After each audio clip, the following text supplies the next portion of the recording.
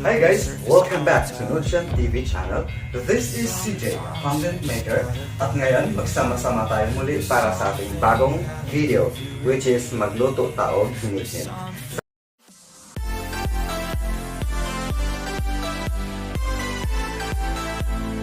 Miss ko na ang pagluluto ng binignit sa Bisaya. Niluluto namin ito pag naliligo sa tabing ilog.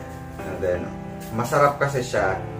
Tapos kadalasan naman niluluto ito pag New Year kasi malagkit siya. Kasing lagkit ng titik mo sa kanya. Charot! Landi. Itong lulutuin natin ngayon is pang merienda natin. Mas masarap ito kasi marami tayong makukuha ng nutrients sa katawan kasi more on root crop siya. May kasamang malagkit. So here we go. This is it. Ito na yung sahog natin. Ang ating malagkit. Kunti lang malagkit. Tapos ang ating gata. Mas maganda sana yung galing sa niyog talaga na kinakayod. Hindi mawawala ang ating saging. Tapos kamote, gabi, sugar, and then ang ating sago-sago. Tsaka mas masarap siya pag merong langka. Kaso lang wala tayong langka kasi mas babago. So pwede na yan. Ang ating kamuting kalibre sa Bisaya. This is it. Let's do it.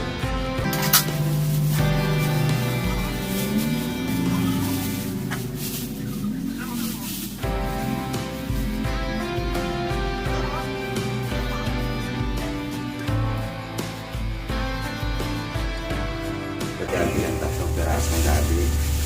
Yun. Iba na. Siyempre, huhugasan pa yun mamaya. Ayan guys, ito yung ating gabi, istaring sa Bisaya.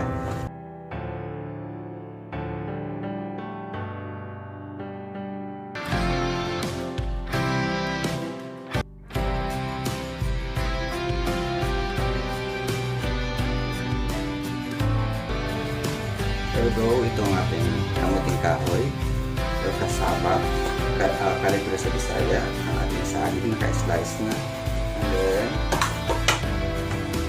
ang ganda ng ating kamote. Ito yung kamote over. Diba? Sarap.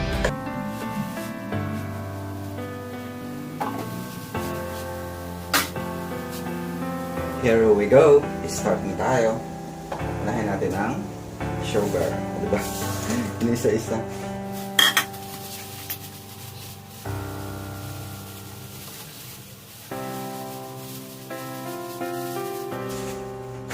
Yun ang ating malagkit.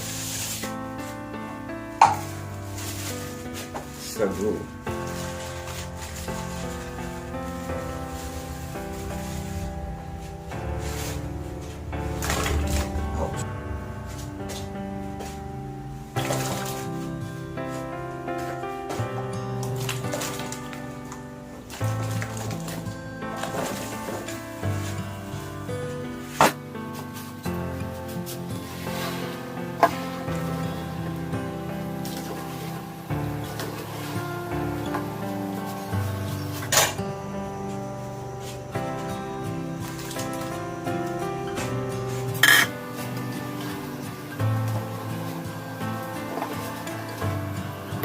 So this is it.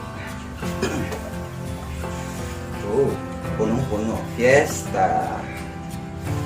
Sa probinsya kasi, pag nagluluto, province naman ito. Sa Leyte, sa amin doon sa Leyte during elementary days, pag nagluluto kami ng ganito ng ate ko, mga kapatid ko, talagang marami. Kasi nga, kasama ang kapitbahay. Sinasama namin kasi parang ang saya pag magluto ka ng ganito tapos mapakain mo pati mga kapitbahay. Sarap sa pakiramdam. Namimigay ka hindi na para sa sarili mo yung niluto.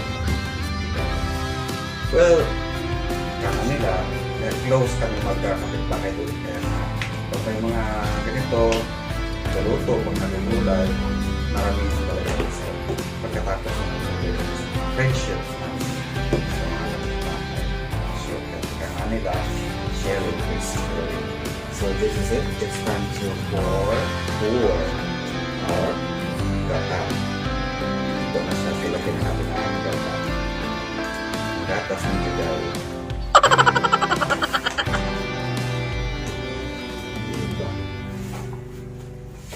Para marami ng sarap.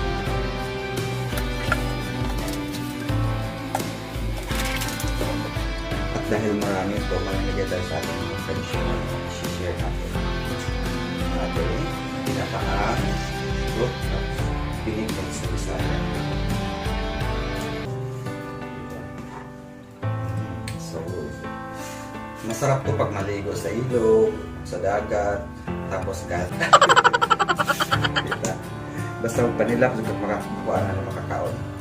Lamig yun. Lamig, tas umiyak. Lord, tabang mga langit.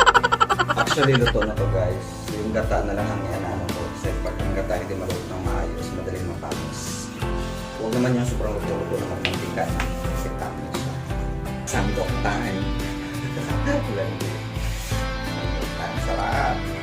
Hindi mo kalimutan kasi mga katilang ano ba? Special cooking bilang mga sarap. Oh, really? Sarap?